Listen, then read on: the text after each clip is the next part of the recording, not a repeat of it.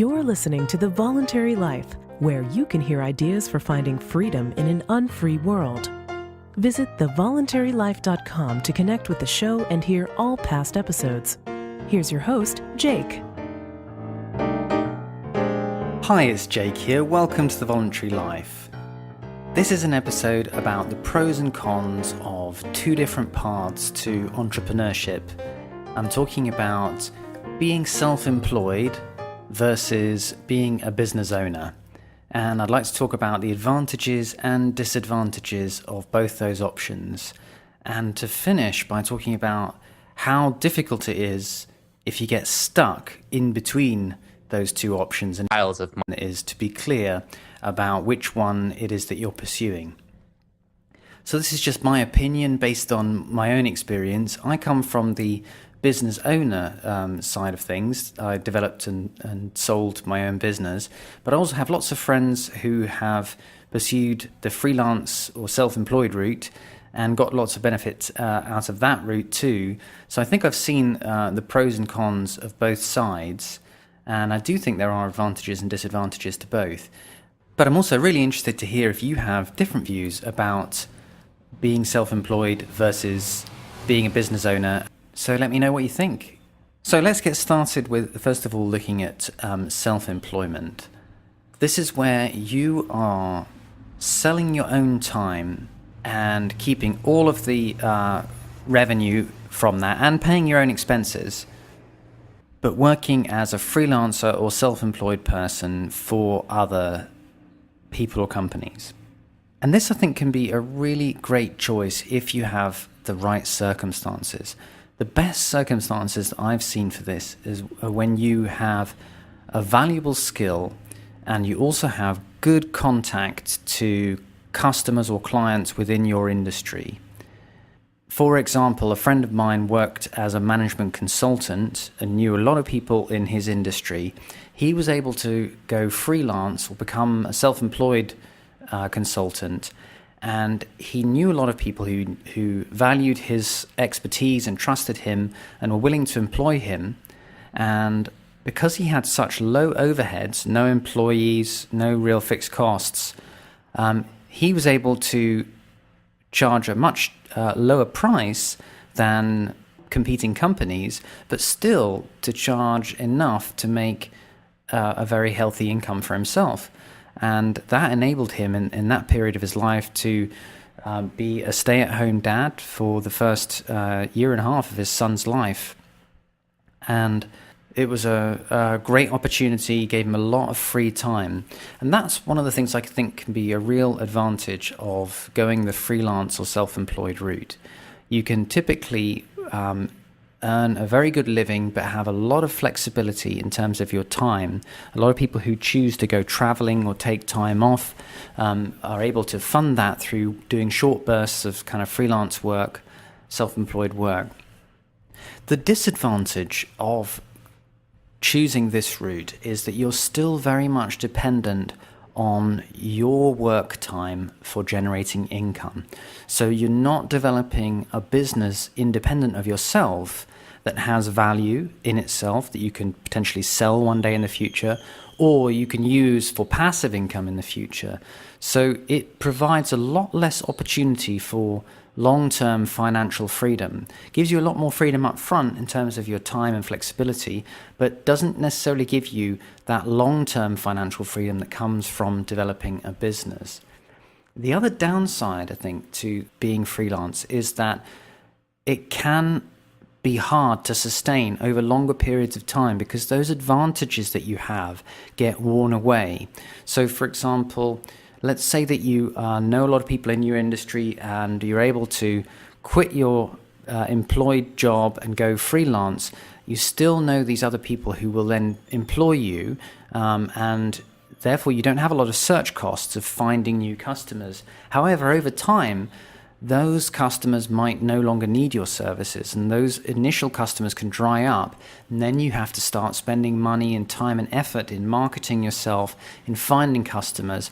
That all takes time and expense and starts to erode away your very low cost base that you have for being able to charge cost-effective fees but still make a lot of money yourself.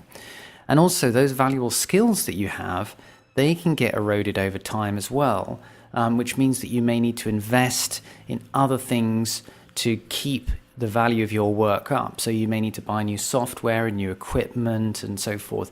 And again, that means that the benefit you have of having a very low cost footprint, being able to earn a lot of money as a self-employed or freelancer, is hard to sustain long term.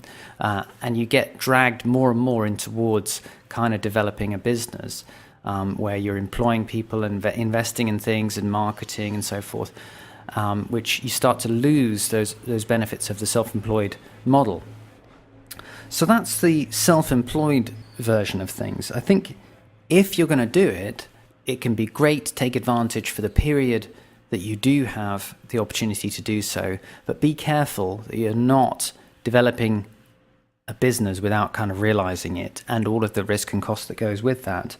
And be aware that it's not necessarily going to last forever. It's a vulnerable position to be in because it is so dependent on you. Plus, you have the other disadvantages of, if you do become ill and so forth, you can't work and so forth. So all of the things that associated with your income being dependent on your time. So what about being a business owner? Well, this is the route that I took. And this, I think, has the advantage that you are developing something of value itself, the business itself. The business has value because it generates income. And as an income generating machine, you may be able to sell it in future to somebody else and realize the capital value of the business that you develop. Or you might be able to use it in future as a passive source of income if you're able to develop it to the point where you have other people running it for you and you can step away. And so being a business owner has a lot more potential long-term freedom, both in terms of financial freedom because of the value of the business, and also in terms of freedom of your own time because you can potentially step away from the business in a way you can't if you're a freelancer or self-employed. And in order to take advantage of these potential benefits of being a business owner, a lot of people talk about how vital it is to plan from the very beginning to make the business independent of you. And I agree with this. This is an attitude that I had from the very beginning as well. And I found it very difficult. Even though I was very consciously trying to do this, it's still very, very hard, but absolutely essential to work on the business rather than working in the business. And Michael Gerber, the author of the E-Myth Revisited, has an interesting way of describing this mindset. He talks about adopting the approach that you're developing your business as a franchise prototype. Even if you never intend to franchise your business and that's not the route you're going to go, he still suggests that you work as if your business were to be a franchise prototype, in that you develop all the systems and procedures and standards and guidelines and everything so clearly that you could literally hand a sort of operations manual to a franchisee and they would be able to replicate your business. And the idea behind that is that in doing so, you're extracting yourself from the business and you're creating a revenue generating or value generating machine that you're able to step away from. In a way, your job as a business owner is from day one to be thinking about how you make yourself obsolete in the running of the business, how you get to a point where this is like a perpetual motion machine. It just goes on without you and is able to carry on generating value without you.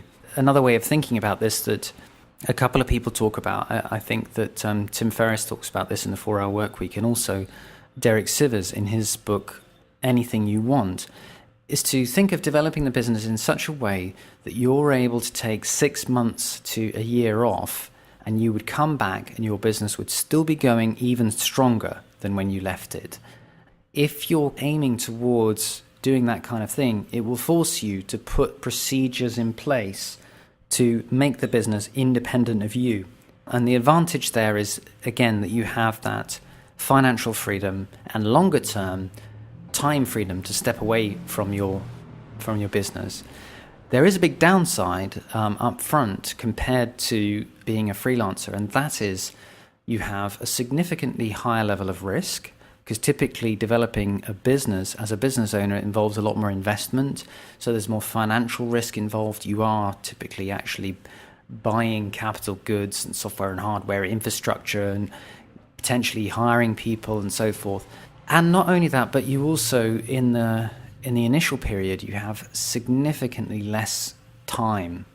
It's much more stressful than being a freelancer or self-employed person. For example, when I was setting up my business, at the same time as this friend of mine was able to take it over a year out and be a stay-at-home dad with his son, I had very, very little free time or social life. I was just full-on dedicated to the business. And this is the experience of most people in that initial startup phase. It's a lot more stressful, a lot more time-intensive, but you get the payoff later down the line because you create this value-producing machine, which you're then able to step away from. The worst thing, I think, is if you get stuck in between these two models, where you're not getting the benefits of being a freelancer and not getting the benefits of being a business owner, but all of the stress that is involved with both of them. And this can happen, I think, to freelancers who stay freelancers for a long time, and also to business owners who start a business but are very much invested in their own technical expertise and very much devoted to practicing their art, if you like. And the difficulty with that is that you start to take on all of the risk associated with owning a business. So you start employing people and investing in things, but you don't have the opportunity to step away from it later because everything is dependent on you and you're kind of deeply ingrained in the business, and basically it doesn't work if you don't go into work. And that, I think, is the worst situation, because you're not really creating a business for yourself, you're creating a job. And it's even worse than a normal job, because it's a job that you can't stop, you can't step away from, you can't take time off from, and you have all these other people dependent on you and so forth.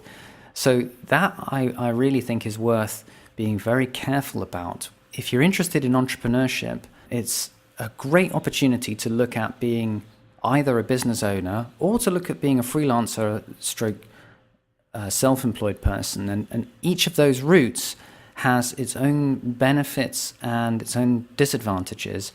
But the worst, I think, is to get stuck in the middle and not really get the best out of either route. So if you do find that you've started off as a freelancer and you're slowly morphing into maybe developing a business and you want to be a business owner, then hopefully this is something that can help you be very conscious about what you're trying to do and either go for it, develop a business and create something that you can step away from, or not, but not sort of take on all the risk without the benefit, so to speak. So I hope that's helpful. I'd love to hear any thoughts that you have about this and any other advantages or disadvantages, different options as you see it, for getting the most freedom and opportunity that you can from being an entrepreneur. And thank you so much for listening. Thank you for listening to The Voluntary Life. If you have feedback about the show, please email jake@thevoluntarylife.com. If you enjoyed this program, please share the podcast with your friends or click the donate button on thevoluntarylife.com.